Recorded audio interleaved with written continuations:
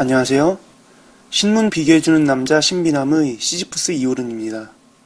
오늘은 이번 대선의 핵심 키워드인 경제민주화에 관한 기사를 살펴보도록 하겠습니다. 후보별 경제민주화 공약을 따로 살펴보는 것이 아닌 경제민주화 그 자체에 대해서 언론이 어떤 반응을 보이는가를 먼저 살펴보도록 하겠는데요. 기왕이면 후보별로 어떤 경제민주화 공약을 가지고 있는지 기사를 살펴보고 싶었는데요. 아직까지 언론에서 각 후보별 경제민주화 정책에 대한 기사를 갖다가 따로따로 자세히 보도하지 않았기 때문에 후보별로 기사를 다루는 건 아직 시기상조인 것 같습니다. 그래서 우선은 먼저 경제민주화 공약 그 자체에 대한 기사들을 한번 모아서 살펴보도록 하겠습니다. 그럼 기사를 살펴보기 전에 먼저 문재인 후보 캠프의 이정우 경제민주화위원장의 경제민주화에 관한 인터뷰를 듣도록 하겠습니다. 경제민주화는 어떻게 보면 신자유주의, 시장만능주의하고 반대가 되는 말이고요. 약자들을 그냥 방치하고 말하면 정글자본주의 그렇게 가는 것이 아니고 약자들을 보호하고 그 사람들의 억울함을 풀어드리는 것이 경제민주화입니다. 예를 들면 골목 상권을 보호한다든가 또 중소기업의 어려움을 해소한다든가 또 노동자 특히 비정규직의 그런 어려움과 억울함 이런 것이 너무 많거든요. 그런 것을 해소하고 해결해 가는 것, 이것이 경제민주화이기 때문에 시장 만능주의가 주는 그런 어떤 기대와 실망과는 다를 겁니다. 이것은 꼭 필요하고 시대 정신이라 할 만한 것이죠. 네. 어떻게 보면 비슷한 질문일 수도 있겠지만 그렇다면 이 경제민주화로 바뀌게 될 꿈꾸는 대한민국은 어떤 모습입니까? 강자와 약자가 상생하는 그런 아주 평화로운 경제 생태계라 할까요? 그런 것을 형성하자는 것이죠. 과거에는 서로 불신하고 대립하고 또 심지어 착취하는 그런 관계, 갑과 을의 관계 이런 것이 경제계에 참 많거든요. 그래서 그런 것을 갑과 을이 서로 공생하고 협력하면서 부자와 가난한 사람들, 대기업과 중소기업, 골목상권, 자영업자까지 포함해서 다 같이 함께 잘 사는 그런 경제를 만들자. 그것이 경제민주화입니다. 네. 여러 가지 전망을 보면 내년 경제 상당히 어려울 것이다. 세계 경제도 어렵고 우리나라 경제도 어렵다. 이런 얘기가 나오고 있는데 그렇다면 이번에 대통령이 될 사람은 이 위기를 어떻게 이겨나가겠다. 이런 얘기를 더 해야 되는 거 아니냐. 이런 얘기도 나오고 있습니다. 예. 그것도 중요합니다. 실제로 내년 되면 더 어려울 것으로 보는 관측이 많고요. 세계 경제가 어려운 건 사실입니다. 그러나 어렵다고 해서 장기 개혁 과제 이런 것을 게을리해서는 안 되는 것이거든요. 어려우면 어려움대로 또 경기 대책, 활성화 이런 것은 하면서도 또 잘못된 것은 개혁하고 바로잡아가는 것이 필요하기 때문에 그 양쪽을 잘 조화하는 것이 대단히 중요하다. 그렇게 보고 있습니다. 네. 그렇다면 문재인 후보가 생각하고 있는 경제민주화는 다른 두 후보와는 어떤 차별점이 좀 있습니까? 제가 볼 때는 재벌 개혁이라든가 중소기업 살리기라든가 그런 것은 조금씩 다르지만 대동소이하고 크게 차이는 없을 것 같은데요. 그 노동의 민주화, 비정규직 문제라든가 이런 데서 차이가 꽤 나고 저희들은 그것을 굉장히 중요하고 있습니다. 네. 특히 이 경제민주화를 완결하는 데서 노사, 민, 정의 어떤 대타협, 사회적 대화 이것을 결정적으로 중요하다고 보거든요. 그런 점에서 좀 시야가 좀 더 넓고 완결적인 구조를 갖고 있다. 그렇게 보고 있습니다. 그리고 협동조합이라든가 사회적 기업 같은 풀뿌리 경제조직, 민주적인 조직이죠. 이런 것들을 많이 만들고 활성화시켜서 거기에 일자리를 만들고 사람들이 보람을 갖고 일할 수 있도록 그런 일터를 많이 만든다. 이것도 경제민주화의 일부로 포함시키고 있습니다. 그래서 이런 폭넓은 그런 완결 구조를 갖고 있다. 이것이 저희들의 좀 장점이 아닌가 그렇게 스스로 생각하고 있습니다. 네. 이 경제민주화를 위해서 3자 회동 얘기가 있었고 최근에는 이제 2자 회동, 새누리당과의 2자 회동이 됐습니다. 2자 회동을 통해서 얻을 수 있는 것 무엇이라고 생각하십니까? 법안을 통과시킬 수 있는 것은 빨리빨리 통과시켜서 지금 영세 자영업자들 골목 상권의 어려움이 너무 크거든요. 중소기업의 어려움 이런 것을 하루빨리 해소해드리고 좀 희망을 갖도록 해야 되는데 그것을 위해서 정치권이 여러 가지 당리, 당략 이런 것을 떠나서 빨리 만나서 허심탄회하게 이야기하면은 저는 공통분모도 찾을 수 있고 법안도 좀 통과시킬 수 있지 않을까 그렇게 생각하고요. 안철수 후보의 진영은 물론 법안 통과는 아닙니다. 아직 의석이 없기 때문에 그렇습니다만은 그러나 정책 공조를 하고 협의를 하면은 얼마든지 거기서도 좋은 그 공통분모를 찾을 수 있으리라고 그렇게 보고 있습니다. 네. 뭐 지금이야 경쟁적으로 경제 민주화를 얘기를 하지만 어떤 한 후보가 대통령이 됐을 때 과연 다른 후보 측 사람들이 거기에 대해서 지지를 해줄 것인가 아니면 여기를 관철할 수 있는 원동력은 있을 것인가라는 부분도 좀 의문이 듭니다. 예. 지금 이거는 정말 당리당략 문제가 아니고 많은 국민이 고통을 당하고 있고 억울함을 느끼고 있거든요. 그래서 이 사람들이 사실은 원동력입니다. 개혁에. 따라서 의석수하고 별 관계없이 이 국민의 원성과 그 추진력 이것이 배경이 되어서 저는 상당히 어떤 정당도 이것을 외면할 수 없고 이번에야말로 상당한 개혁과 민주화가 되지 않을까 그렇게 기대를 하고 있습니다. 기사를 살펴보도록 하겠습니다. 먼저 조선일보의 기사인데요. 경제민주화 뛰어넘는 한국 경제의 큰 그림 내놔야란 제목의 사설입니다. 10월 12일자 사설인데요. 경제민주화가 이번 대선의 가장 중요한 이슈로 떠오른 것은 사회적 경제적 양극화가 극심해지는 가운데 재벌의 경제력 독점에 대한 국민의 불만이 위험수위에 이르렀기 때문이다. 재벌들은 계열사 일감 몰아주기를 통한 오너 일가의 치부와 경영권 편법 승계, 배임 횡령 같은 탈선을 되풀이하다 스스로 역풍을 불러들였다. 부자와 가난한 사람, 대기업과 중소기업 모두가 공정한 경쟁의 기회를 보장받을 때 경제의 잠재력이 극대화된다는 측면에서 경제민주화는 우리 시대의 가장 중요한 과제 중 하나라고 할 수 있다. 조선일보는 이렇게 경제민주화 자체가 지금 우리 시대의 가장 중요한 과제라는 사실은 분명하게 인정하고 있습니다. 이 단락만 보면은 조선일보가 마치 진보 언론 같은데요. 하지만 조선일보가 순수하게 경제민주화 그 자체를 갖다가 그냥 인정할 수는 없죠. 왜냐하면은 그동안 조선일보가 친대기업적 성향이 강한 논조를 펼쳐왔으니까요. 그 논조를 한순간에 뒤집을 수는 없거든요.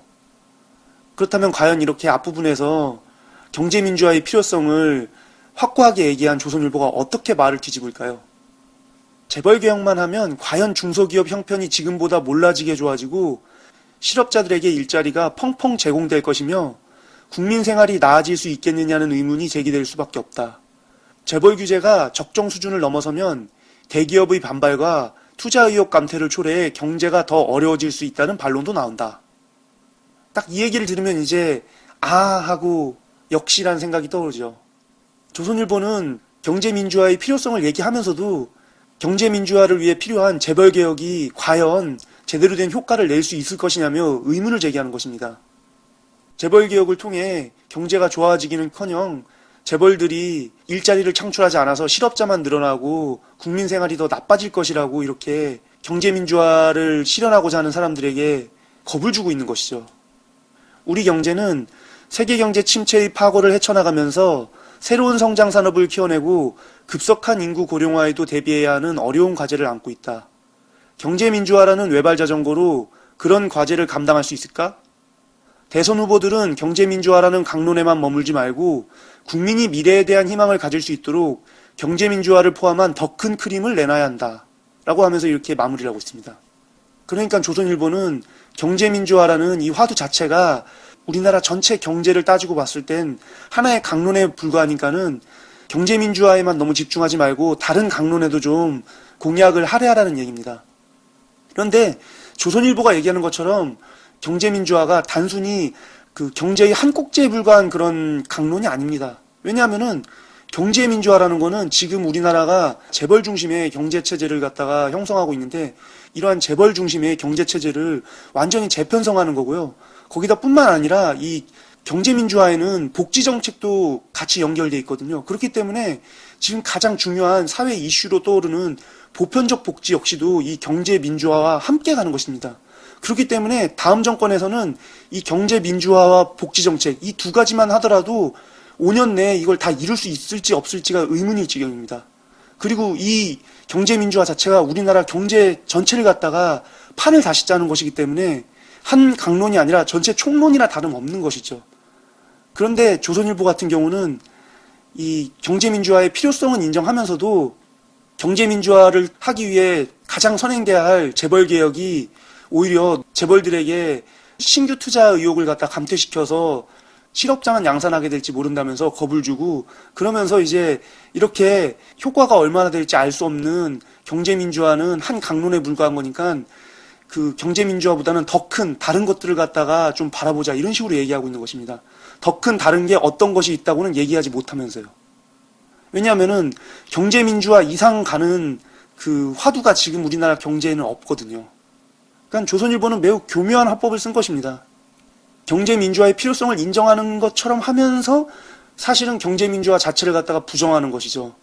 한 강론에 불과하다. 다른 것들을 더 우리가 신경 써야 된다. 이런 식으로요. 그 다른 게 무엇인지 대안조차 내지 못했으면서요. 다음 기사를 보도록 하겠습니다. 다음은 동아일보의 기사인데요. 경제 자유화의 후퇴를 우려한다. 라는 제목의 시론입니다. 10월 11일자 기사인데요. 경제민주화는 기업들의 성장 동력을 뺏는다. 대기업은 규제의 사슬로 묶어 못 크게 만든다. 중소기업은 묶지 않지만 그 대신 중소기업으로 머물러 있는 것이 좋도록 만들어 성장 욕구를 거세해버린다. 이래저래 늘어날 복지 재정을 어떻게 감당하려는가? 대기업만 원하는 청년들의 일자리 수요는 어쩌려는가? 라고 이렇게 얘기하고 있는데요. 동아일보 같은 경우는 경제민주화가 기업의 성장 동력을 갖다 뺏는다고 얘기합니다. 그러면서 이제 풀무원의 사례를 드는데요. 풀무원이 처음에는 중소기업이었지만은 두부 사업을 시작하면서 점점 커져서 이제 나중에는 국내 두부 유통량의 50% 이상을 갖다가 독점하는 대기업이 됐거든요. 근데 이렇게 대기업으로 성장하자 동반성장위원회에서 그 사업 확장 자제 요청을 갖다가 했습니다. 그러면서 더 이상 이제 독과점 형태에서 더 사업을 키울 수 없게 된 거죠. 다른 대기업들 같은 경우는 뭐 예를 들면 삼성 같은 기업이 전자제품 같은 걸 만들어 팔다가 갑자기 두부 산업으로 뛰어들다던가 아니면은 뭐 마트를 만들어가지고 동네 시장을 갖다가 침탈한다던가 이런 건 문제가 되는데, 이제 이 풀무원 같은 경우는 특수한 사례인데요. 애초에 그냥 직원 10명의 영세 기업으로 이제 시작해서 두부를 만들다가 그게 성장하면서 기업이 커진 거죠. 그런데 50% 이상을 갖다가 독점하는 독과점 형태가 되니까는 이제 그 다른 기업들과 공생하라고 더 이상 점유율을 갖다 늘리지 말라고 경고를 한 거죠. 이 사례를 갖다가 동아일보가 지금 예를 든 것입니다. 풀무원이 열심히 사업을 키워서 대기업이 됐더니 국가가 나서서 더 이상 기업을 키우지 말라고 하면은 대기업이 된 풀무원 입장에선 얼마나 허탈하냐는 것이죠.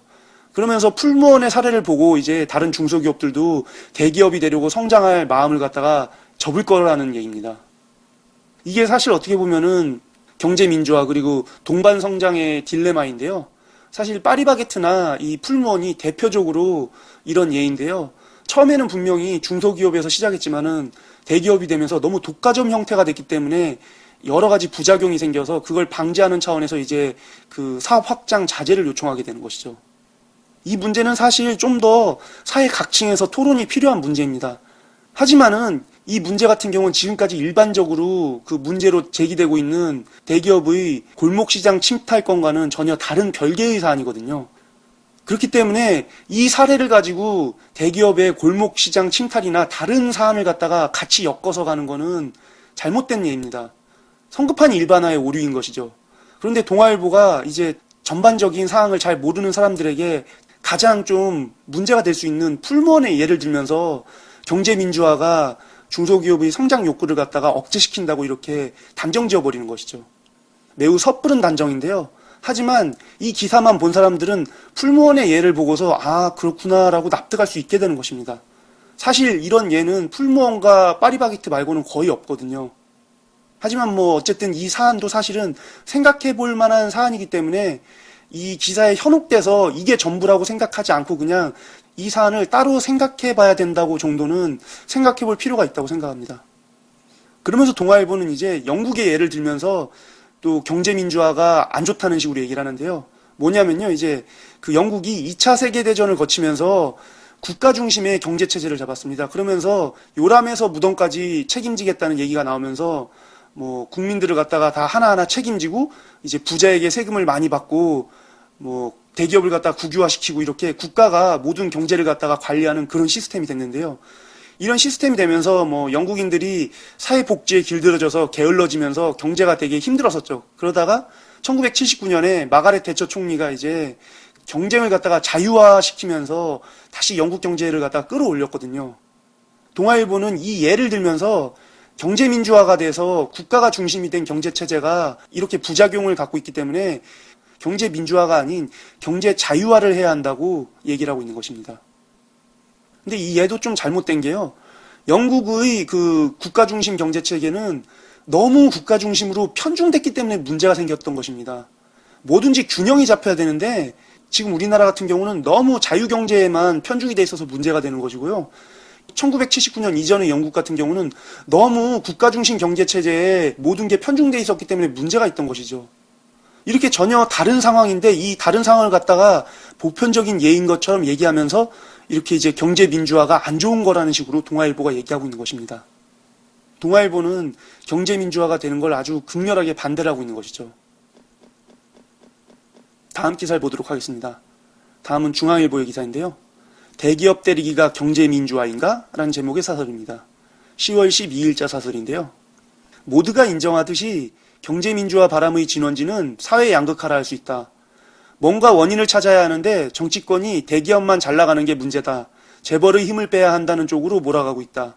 하지만 사회 양극화는 일자리 창출과 복지 확대로 풀어야지 순환 출자와 금산 분리를 손본다고 해결될 일이 아니다. 라고 이렇게 얘기하고 있는데요. 중앙일보 같은 경우는 처음에 보면은 양극화가 너무 심해지면서 경제민주화에 대한 바람이 생길 수밖에 없다는 걸 인정하면서도 그러다가 갑자기 생뚱맞게 순환 출자 금산 분리에 대한 얘기를 꺼냅니다.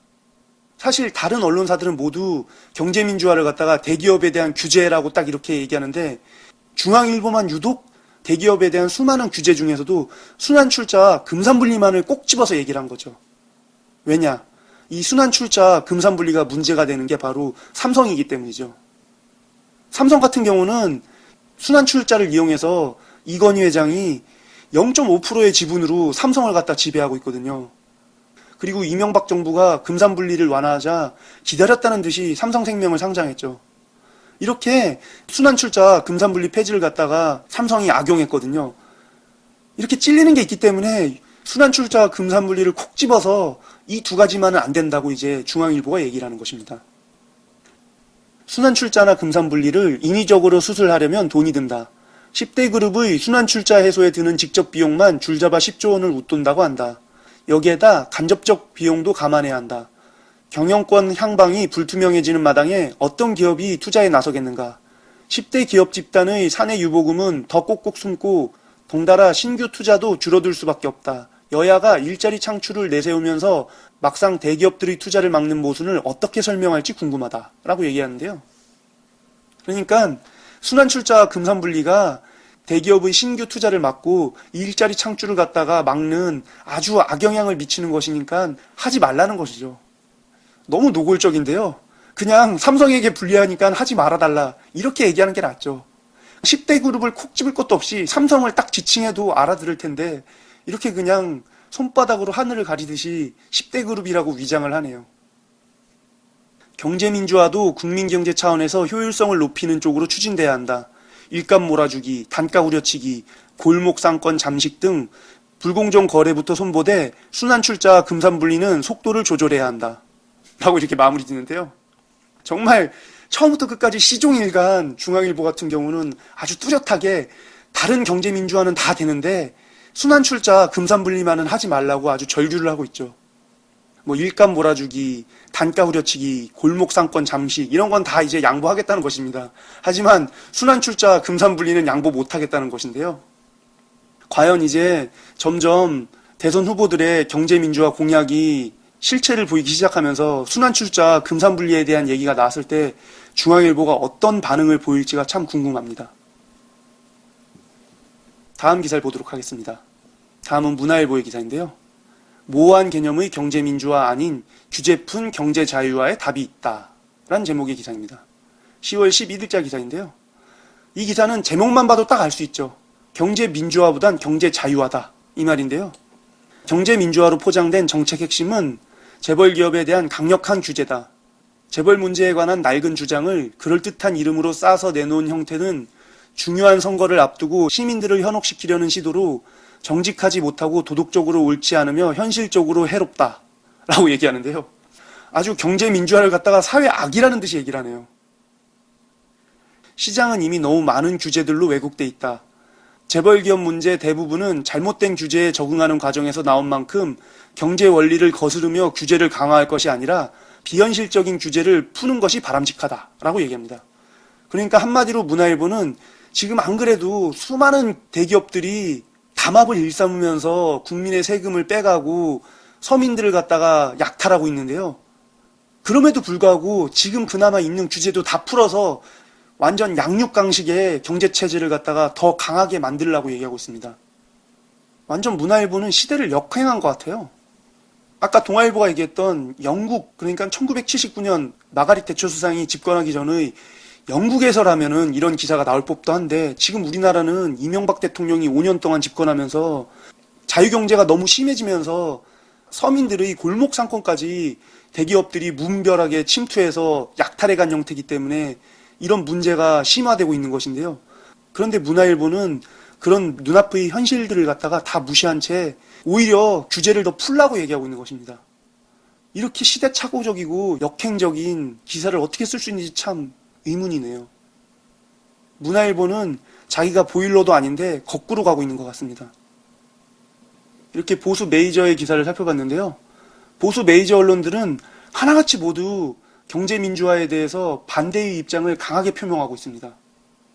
경제민주화는 곧 재벌개혁을 뜻하고 이 재벌들이 조중동을 비롯한 그 보수 언론들의 광고 물주이기 때문에 광고 물주의 종인 조중동을 비롯한 보수 언론들은 자신들의 물주인 대기업들을 규제하지 말라 이거죠. 신문들이 독자에게 신문을 팔아서 경영을 유지하는 게 아니라 대기업들로부터 광고를 따내서 그 광고로 먹고 살기 때문에 이런 기형적인 형태로 자리 잡은 것 같은데요.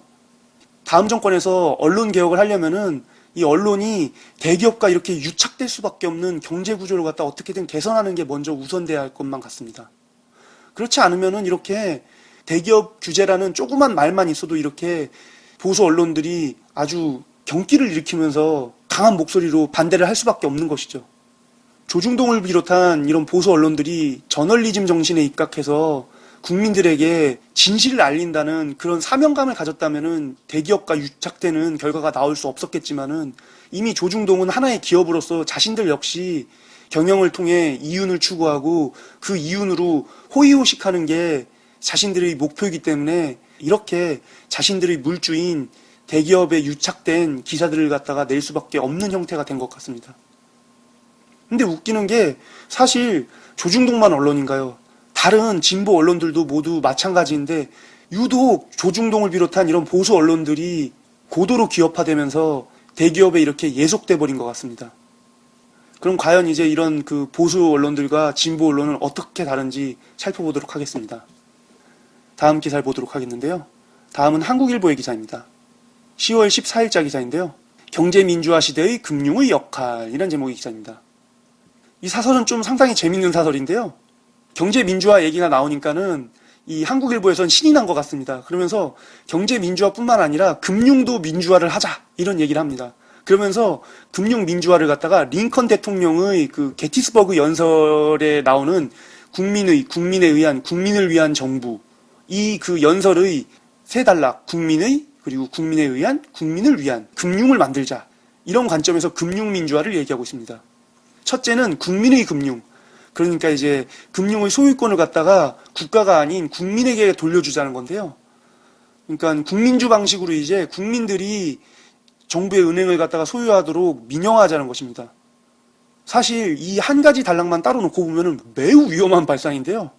그런데 이제 다음 두 번째, 세 번째 이제 단락과 같이 연결이 되면서 아, 나름 괜찮은 방법이구나 하고 고개가 끄덕여집니다. 두 번째는 국민에 의한 금융입니다. 그러니까 의사결정을 국민들이 할 수 있도록 민주화시키자는 것이죠. 은행과 금융기관의 의사결정 과정을 갖다가 투명하게 해서 사회적으로 요구되는 모니터링 기능을 갖다가 아주 충실하게 수행하도록 만들자는 것입니다. 은행의 금융 시스템이 다 투명하게 되고 그러한 투명한 시스템 속에서 의사결정을 국민들이 한다면은 지금의 금융기관처럼 삐뚤어지진 않을 것이란 것이죠. 그리고 마지막으로 국민을 위한 금융을 얘기하는데요. 이 국민을 위한 금융을 갖다 또 두 가지 단락으로 나누는데요. 첫 번째는 이제 금융 중개 기능. 그러니까 그 금융 산업이 차세대 먹거리 산업이나 내수 산업, 그리고 뭐 지원할 책무가 있고 뭐 고령화 사회에 필요한 그런 산업들, 우리 사회에서 반드시 필요한 그런 산업들에게 제일 첫 번째로 지원할 수 있는 금융 서비스를 갖다가 개발하는 것. 그게 바로 이제 국민을 위한 금융 중개 기능이라고 얘기합니다. 그리고 두 번째 국민을 위한 금융 기능은요, 바로 이제 금융 소비자 보호인데요. 금융기관보다 정보와 전문성 등에서 열세인 금융 소비자를 금융기관의 착취로부터 보호하는 것이 금융감독기관의 주된 업무인데, 이러한 업무가 지금 제대로 되고 있지 않기 때문에 부실대출이라던가 여러 가지 이제 문제들이 생기면서 금융 소비자들이 제대로 된 보호를 받지 못한다면서 금융 소비자들이 제대로 보호받을 수 있는 시스템을 만들자는 것이죠. 이렇게 이제 한국일보 같은 경우는 경제민주화도 하니까 금융민주화도 하자라고 이제 아주 밝은 장밋빛 미래를 그리는데요.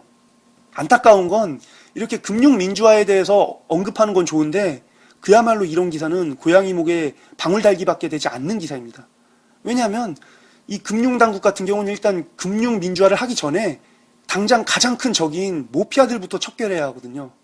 지금 모피아들이 수십 년 동안 이 금융당국을 갖다가 휘어잡으면서 금융 시스템을 갖다가 모두 전반에 걸쳐서 장악하고 있기 때문에 금융민주화는커녕 투명한 금융 시스템도 만들기가 힘든 상황입니다. 그렇기 때문에 지금 다음 정권에서 할 일은 먼저 모피아를 척결하는 일입니다. 이러한 그 금융민주화 같은 경우는 모피아 척결 이후에나 가능한 일이죠. 그렇기 때문에 차차대 정권에서나 가능한 일이 아닐까 싶네요. 만약 한국일보가 금융민주화 얘기를 하기 전에 모피아를 어떻게 척결하고 그 다음에 이제 금융민주화를 하자라고 했다면은 저는 이 기사가 미래를 정말 내다보는 좋은 기사다라고 이제 끄덕끄덕 했을 텐데요. 하지만 모피아에 대한 언급이 없기 때문에 이 기사는 그냥 탁상공론에 불과한 그런 기사라는 느낌을 좀 강하게 받았습니다. 하지만 이렇게 금융민주화를 하자는 얘기가 나올 정도로 한국일보 같은 경우는 경제민주화에 큰 기대를 걸고 있다는 걸 알 수 있었습니다. 다음 기사를 보도록 하겠습니다. 다음은 경향신문의 기사인데요. 재계, 경제민주화 공약에 볼멘 소리만 할 때인가? 라는 제목의 사설입니다. 10월 14일 사설인데요. 대선 후보들이 잇따라 강도 높은 공약을 내놓자 재계가 좌불안석이다. 재계의 창구인 전국경제인연합회는 어제 성명을 내고 대기업 때리기 위주의 공약 발표에 우려를 표시했다. 정치권이 표업기에 급급해 경제 죽이기에 앞장서고 있다는 볼멘 소리인 셈이다. 그러나 재계는 그들이 처한 현실을 직시해야 한다. 누가 대통령이 되든 집권 초기 1, 2년은 재벌개혁을 위한 제도 개편과 각종 입법이 본물을 이룰 것으로 보인다. 재계는 그저 불안하게 정치권의 눈치만 볼 것인가? 그것은 아니라고 본다. 국민들의 따가운 시선이 무엇인지 가리고 헤아리는 노력이 필요하다. 라고 얘기하는데요. 그러니까 지금 재계가 대선 후보들이 모두 경제민주화를 얘기하니까는 깜짝 놀라면서 니들 왜 자꾸 재벌개혁을 해서 기업들을 죽이려고 하냐라고 이제 볼멘 소리만 하고 있다는 것이죠. 경향신문은 대기업들에게 경제민주화 정책을 피하거나 막을 생각만 하지 말고 이미 경제민주화 정책은 시대정신이기 때문에 피할 수 없으니까는 피할 수 없으면 즐기라는 말이 있듯이 이 서민과 함께 상생할 수 있는 방안, 이런 방안들을 갖다 스스로 생각해서 경제민주화 정책과 자신들이 함께 움직일 수 있는 그런 방안들을 고민하라고 얘기하고 있습니다. 매우 생산적인 기사죠. 그런데 독점과 담합에 익숙해진 우리나라의 대기업들이 이런 경향신문의 충고를 갖다가 과연 받아들일지는 좀 의문이긴 합니다. 우리나라 대기업들은 항상 몽둥이를 휘둘러서 두들겨 패야 그때서야 아이쿠야 하고 정신을 차리는 좀 그런 습성이 있으니까요. 미친 개한텐 매가 약이라는 말이 있듯이 독점과 담합 그리고 편법에 길들여진 대기업은 미친 개나 다름없습니다. 그렇기 때문에 좀 매를 맞아야죠. 그래야 정신을 차리니까요. 다음 기사를 보도록 하겠습니다. 다음은 한겨레 신문의 기사인데요. 10월 14일자 기사입니다. 재벌개혁, 공약경쟁을 넘어 입법경쟁하라 라는 제목의 사설입니다. 재벌개혁이 논의될 때마다 정치권 밖보다 정치권 안의 반대 세력 때문에 재벌개혁이 좌절하는 경우가 많았다. 특히 친기업을 표방하는 보수정당의 적잖은 의원들은 재벌개혁에 사사건건 발목을 잡았다. 지금이라고 크게 다르지 않다. 다수당인 새누리당 안에서 경제민주화를 둘러싸고 계속 딴소리가 나오는 현실은 재벌개혁이 과연 제대로 추진될 수 있을지 의구심을 품게 한다. 라고 얘기하는데요. 그러니까 이 얘기는 지금 안 그래도 새누리당에서 이한구 원내대표가 계속 김종인 그 위원장을 갖다가 견제하면서 무슨 경제민주화냐고 경제민주화 할 필요 없다고 계속 딴지를 걸다가 박근혜 후보가 이한구 원내대표는 경제민주화 얘기 꺼내지도 말라고 하면서 이제 더 이상 경제민주화 얘기는 꺼내지 않게 됐지만 어쨌든 이제 이한국의 많은 새누리당 의원들이 경제민주화를 반대하고 딴소리를 하고 있기 때문에 과연 새누리당이 집권했을 때 경제민주화를 제대로 하긴 할 거냐라고 이제 그런 의구심을 품는 얘기를 하는 것입니다. 그리고 사실 그 새누리당이 다수당이기 때문에 문재인 후보나 안철수 후보가 대통령이 된다 하더라도 새누리당과 함께 국회에서 표결을 하지 않으면은 정책을 갖다 입안할 수 없기 때문에 경제 민주화를 하려면은 결국 새누리당 의원들도 함께 해야 된다는 얘기죠. 그렇기 때문에 지금 새누리당의 이런 문제가 새누리당이 집권하지 않는다 하더라도 계속된다는 것입니다. 그걸 염려하고 있는 것이죠. 결국 아무리 재벌개혁을 외쳐도 국회에서 관련법이 통과되지 않으면 말짱 헛일이다. 각 후보들이 재벌개혁에 진정성이 있다면 당장 입법화 작업에 착수하는 게 필요하다. 우선 새누리당과 민주당이 국회 재벌개혁을 위한 공동협의체를 구성해 입법 가능한 법안에 대한 논의부터 시작해야 한다. 그렇게 하는 것이야말로 100번 재벌개혁을 외치는 것보다 훨씬 더 진정성 있고 실질적인 성과를 낼 수 있다. 라고 이렇게 얘기합니다. 이러한 일은 지금 새누리당과 민주당에서 하고 있는 일인데요. 원래는 안철수 후보까지 껴서 같이 하려고 했는데 이제 새누리당 김종인 위원장이 안철수 후보 같은 경우는 원내 의원이 없는 무소속이기 때문에 무슨 의미가 있냐면서 배제시켰다고 합니다. 그래서 결국 이제 민주당 입장에서는 어떻게든 대선 전에 이런 그 경제민주화 정책들을 갖다 입법화 시켜야만 다음 정권에서 누가 대통령이 되든 일단 경제민주화 정책을 실현시킬 수 있기 때문에 급한 대로 새누리당과 지금 이제 경제민주화 정책을 갖다가 어떻게 입법화할지 논의를 하고 있는 것이죠. 새누리당 쪽에서도 지금 계속 많은 유권자들이 과연 박근혜 후보가 대통령에 당선된 뒤에 그때도 계속 이제 경제민주화 정책을 할 것이냐 하고 의구심을 품고 있기 때문에 그런 의구심을 갖다가 해소하기 위해서 경제민주화 정책을 갖다가 대선 전에 입법화시킬 생각이 있다고 합니다. 물론 이제 이한구 원내대표나 여러 이제 다른 그 반대의 의견을 가진 의원들은 그걸 반대하고 있지만은 그 새누리당 내에서도 경제민주화에 대해서 긍정적인 생각을 가진 의원들이 꽤 있다고 하더라고요. 그 의원들이 이제 민주당 의원들과 같이 논의를 해서 경제민주화 관련 정책들을 갖다가 입법화하려고 하는 것이죠. 그런 지금 그 논의 과정이 활발하게 이루어지기 시작한 것 같아서 매우 긍정적인데요. 누가 대통령이 됐든 그리고 선거가 어떤 과정으로 이루어진 건 간에 지금 이렇게 경제 민주화에 대한 목소리가 하나로 거의 총론이 통일됐을 때 이런 때에 여야를 막론하고 모든 국회의원들이 하나가 돼서 경제 민주화 정책을 갖다가 제대로 입법화시켰으면 좋겠습니다. 다음 기사를 보도록 하겠습니다. 다음은 보수 마이너인 뉴데일리인데요. 경제 민주화가 일자리 없앤다. 저성장에 따른 일자리 감소 우려란 제목의 기사입니다. 이 기사는 바른사회 시민회의라는 보수단체가 내건 논평을 갖다가 그대로 기사화한 기사인데요. 이 바른사회 시민회의, 이름은 참 괜찮아요. 그런데 이 단체가 과연 어떤 일을 했나 살펴보니까는 2004년에는 국가보안법 폐지를 반대하는 운동을 하고 또 행정수도 이전 반대 운동을 했다고 하네요. 그리고 2009년에는 언론소비자 주권 캠페인, 그러니까 언소주죠. 언소주의 광동제약 불매운동을 갖다가 검찰에 고발했다고 합니다. 제가 언소주 회원으로서 조선일보 광고 불매 운동에 앞장섰다가 지금 재판도 받고 있는데요. 그런데 이제 제가 재판받았던 건 2008년이고 2008년 1심에서 유죄 판결이 난 뒤에 이제 2009년에 언소주에서 광동제약이 광고를 많이 한다고 해서 광동제약 불매 운동을 했었는데 그걸 갖다가 이제 전혀 관계도 없는 바른사회 시민회의라는 이 보수단체가 고발을 했다는 것이죠. 그리고 2010년에는 학생인권조례 제청 철회 운동을 했다는데요. 참, 정말 보수 꼴통단체의 전형을 아주 달리는 그런 단체입니다.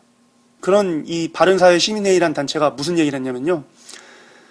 시민경제는 공정한 경쟁을 기반으로 하는 만큼 독점과 불공정 행위에 대해서는 엄격한 규제가 있어야 한다. 그러나 국회가 입법권을 남용해 특정 집단을 타겟 삼아 법률안을 발의하거나 대선 주자들이 현실성이 없는 인기 영합적인 정책을 발표하는 것은 오히려 경제에 독이 될 수 있음을 명심해야 한다. 저성장에 따른 경기 침체, 일자리 감소의 영향은 저소득층에게 가장 심각하고 신속하게 다가온다. 대선 후보들이 진정으로 서민을 위한다면 기업의 투자를 어떻게 활성화시켜서 일자리를 더 만들어낼까를 고민해야 한다. 라고 이렇게 얘기하고 있습니다. 그러니까 바른사회 시민회의라는 이 단체는 MB정부에서 그렇게 얘기했던 대기업의 투자를 통한 낙수효과로 서민경제를 살린다던 그 낙수효과, 이 낙수효과를 다음 정권에서도 계속 이어가라는 것입니다. 이게 바로 뉴데일리의 말이기도 한 것이죠. 낙수효과는 없다라는 게 이미 증명이 됐는데 그럼에도 불구하고 또 대기업에 계속 투자를 해서 낙수효과를 만들라고 이렇게 주문을 하는데요. 정말 시대착오적이고 서민경제와 따로 노는 그런 발언인 것이죠. 다음 기사를 보도록 하겠습니다. 다음은 진보 마이너인 미디어오늘의 기사인데요. 자본에 맞설 권리 보장하는 게 경제민주화의 기본이란 제목의 기사입니다. 9월 17일자 기사인데요. 현재 우리나라 경제민주화 논의에서 소홀히 다루어지고 있는 것이 있다. 바로 경제민주화의 핵심 과제 중 하나가 되어야 할 노동기본권 문제이다. 라고 이렇게 얘기하는데요. 그러니까 한국일보 같은 경우는 금융민주화에 대해 얘기했던 것처럼 미디어오늘 같은 경우는 경제민주화에 따른 노동기본권에 관한 문제를 갖다가 다시 확립하자고 얘기하고 있는 것입니다. 경제민주화에 대한 기대가 크기 때문에 그와 함께 노동기본권에 관한 문제도 같이 다루자는 것이죠. 지난 10여 년 동안 표면적으로는 노동기본권이 확장된 듯 하지만 실제로는 정반대다. 교사, 공무원은 노조가 허용되었지만 단체행동권과 정치참여권 등 노동권 행사에 제한을 받고 있다. 일반 노동자들에게는 복수노조가 허용되어 어용노조의 굴레에서 벗어날 수 있게 되었지만 실제로는 타임오프와 교섭창구 단일화로 노동조합 활동이 축소되고 어용노조가 늘어가는 추세이다. 공공부문 노동조합의 경우도 필수 업무 유지 조항으로 단체 행동권 행사가 제한을 받고 있다. 비정규직의 노동기본권은 특수고용직의 노동자성 불인정, 원청의 사용자성 불인정, 집단해고 등으로 사실상 원천적으로 봉쇄되어 있다. 라고 이렇게 얘기하는데요. 그러니까 한마디로 그 노동기본권이 확장된 듯 하지만은 그 모든 확장된 노동기본권들이 사실상 원천적으로 봉쇄되어 있다는 것입니다. 그래서 오히려 노동권이 더 오히려 축소된 것이죠. 이렇게 이름만 확대된 노동기본권을 갖다가 제대로 실질적으로 확대하자는 것입니다. 그러니까 미디어오늘은 경제민주화와 함께 이렇게 노동기본권이 지금 말로만 노동기본권인 채 제대로 된 기본권 행사를 할 수 없는 구조이니까는 이러한 잘못된 그 노동기본권 구조를 갖다가 바꿔서 실질적으로 노동기본권을 행사할 수 있게끔 노동기본권을 갖다가 개선하자는 것입니다. 미디어오늘이 경제민주화에 대한 그 기대가 크기 때문에 이런 노동기본권에 대한 얘기도 하게 된 것이죠. 오늘 이렇게 보수 메이저에서부터 진보 마이너에 이르기까지 경제민주화에 관한 기사들을 살펴보았습니다. 보수 언론의 경우 눈치를 살살 보며 우회적으로 반대 의지를 표명한 조선일보를 제외하면 다른 모든 신문들은 경제민주화가 기업을 죽이고 경제를 죽이는 것이라며 호들갑을 떨고 있습니다. 그러면서 이미 시대정신으로 자리 잡은 경제민주화에 강한 적개심을 표출하고 있는데요. 반면 진보 언론의 경우에는 금융과 노동권에도 경제민주화를 이룩하라는 기대를 품고 또 이 찬스를 놓치지 않도록 빨리 경제민주화에 관련된 법안을 갖다가 입법하라고 촉구하는 등 경제민주화에 대해 많은 기대를 품고 있다는 것을 숨김없이 표출하고 있습니다. 오늘날 경제민주화가 시대정신으로 자리 잡게 된 것은 지난 5년 동안 이명박 대통령에 의해 대기업들이 수많은 특혜를 받으면서 우리 경제가 극심한 양극화 상황에 빠졌기 때문입니다. 이명박 대통령은 지난 5년 동안 80조 원이 넘는 천문학적인 액수의 부자 감세를 단행했을 뿐만 아니라 4대강 사업과 같은 대규모 토목공사로 대기업들에게 수많은 특혜를 안겨줬습니다. 작용이 있으면 반작용이 있는 법입니다. 이것은 진리입니다. 재벌들이 지난 5년 동안 수많은 특혜를 받았기 때문에 그에 따른 반작용에 의해서 경제민주화가 시대정신으로까지 자리 잡게 된 것입니다. 어느 후보가 대한민국의 18대 대통령이 될지는 모르겠지만 만약 지금 공약으로 내걸고 있는 대로 경제민주화 정책을 실현한다면 수많은 부작용이 발생하면서 5년 뒤에는 경제자유화가 시대정신으로 변할지도 모릅니다. 그만큼 지금 경제민주화에 대한 급진적인 정책들이 많기 때문이죠. 뭐든지 과하면 아니함만 못한 법인데요. 우리가 그동안 너무 경제자유화 속에서 양극화가 심해지니까 그에 따른 반작용으로 경제민주화에 대한 열망이 커지면서 또 너무 과도하게 경제민주화 정책들이 쏟아지고 있는 것이 문제입니다. 일에는 뭐든지 순서가 있고 과정이 있는 법인데 그 과정을 뛰어넘으려고 하고 있는 것이죠. 저는 그게 좀 걱정입니다. 재벌의 시장 독점에 의한 폐해가 경제민주화를 시대정신으로 만든 만큼 누가 되든 대한민국의 18대 대통령께서는 경제민주화를 실현할 때 폐해가 생길 지경이 되지 않게 균형 잡힌 모습으로 발전시켜 나가야 할 것입니다. 경제민주화는 이제 명실상부한 시대정신으로 자리 잡았는데요. 이 시대정신을 어떻게 실현시킬 것인가는 3명의 대선 후보뿐만 아니라 우리 모두가 함께 생각해야 할 숙제입니다. 우리가 한 발짝 나아가야 할 미래가 균형 잡힌 모습으로 상생하는 세상이 될 수 있도록 만들기 위해선 경제민주화라는 이름의 숙제를 갖다가 대통령에게만 전적으로 맡겨서는 안 됩니다. 대통령 혼자 푸는 경제민주화라는 숙제는 아무리 잘 풀어도 결국 실패를 할 수밖에 없습니다. 사회 전반에 걸쳐서 골고루 균형 잡힌 형태로 경제민주화가 이루어져야 되는데 대통령 혼자서 하는 경제민주화는 결국 자신이 닿을 수 있는 시선이 짧기 때문에 여러 가지 상황에서 불균형적으로 이루어질 수밖에 없기 때문이죠. 경제민주화를 현실적으로 만들기 위해선 대한민국 18대 대통령과 함께 우리 모두가 균형 잡힌 경제민주화를 이루기 위해 고민하면서 노력해 나가야 할 것입니다. 문재인 후보님과 안철수 후보님 중 과연 어느 분이 야권의 대표 후보가 될지는 모르겠지만 지금부터 우리 모두가 두 분과 함께 경제민주화의 숙제를 풀어나갈 수 있길 희망합니다. 그래야만 정말 균형 잡힌 경제민주화가 만들어질 수 있으니까요. 동아일보가 말한 풀무원이나 아니면 파리바게트 같은 예가 과연 옳은지 그른지 이러한 문제도 우리가 다 함께 토론해 볼 문제이거든요. 저는 부디 시대정신으로 변한 경제민주화가 너무 급진적으로 이루어지면서 오히려 역으로 다시 경제 자유화를 촉발시키는 일이 없길 바랍니다. 경제민주화가 정말 단계와 과정을 거쳐서 한 발 한 발 앞으로 나가면서 균형 잡힌 형태로 실현됐으면 좋겠습니다. 그래야만 경제민주화에 대한 반발이 최소화되면서 많은 사람들이 상생하고 함께 살아가는 세상을 만들어갈 수 있으니까요. 그럼 오늘 신문 비교해주는 남자 신비남은 이것으로 마치도록 하겠습니다.